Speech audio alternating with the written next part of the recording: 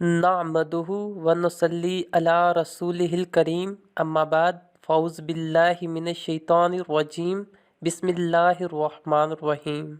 شروع اللہ کے نام سے جو بڑا مہربان اور نہایت رحم کرنے والا ہے۔ لقد کان لکم فی رسول اللہ اسوۃ حسنہ، یقیناً رسول اکرم صلی اللہ علیہ وآلہ وسلم کی زندگی تمہارے لیے بہترین نمونہ ہے۔ آج ہم ایک ایسا ہی سچا واقعہ بیان کرنے جا رہے ہیں۔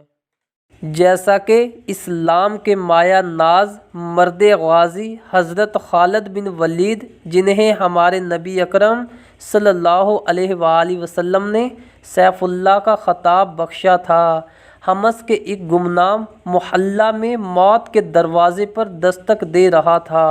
آخری سانس لیتے وقت ان کی زبان پر یہ حسرت بھرے جملے قریب کھڑے ساتھی نے سن لیے: میں نے شہادت کی آرزو میں عرب و عجم روم کی وسعتوں کو ناپ ڈالا، میرے جسم کا رواں رواں زخموں کے نشانات سے معمور ہے، لیکن شہادت کی سعادت سے محروم میں آج بستر پر اونٹ کی طرح مر رہا ہوں۔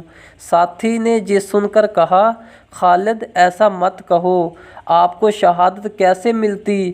اللہ کے نبی حضرت محمد صلی اللہ علیہ وآلہ وسلم نے آپ کو جو سیف اللہ کا، اللہ کی تلوار کا نام دیا تھا، آپ کی شہادت کا مطلب یہ ہوتا کہ اللہ کی تلوار ٹوٹ گئی، خدا کو یہ کیوں کر گوارا ہوتا۔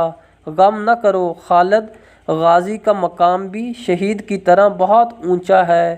یہ سن کر خالد مسکرائے اور جان آفرین کے سپرد کر دی۔ سبحان اللہ، سبحان اللہ۔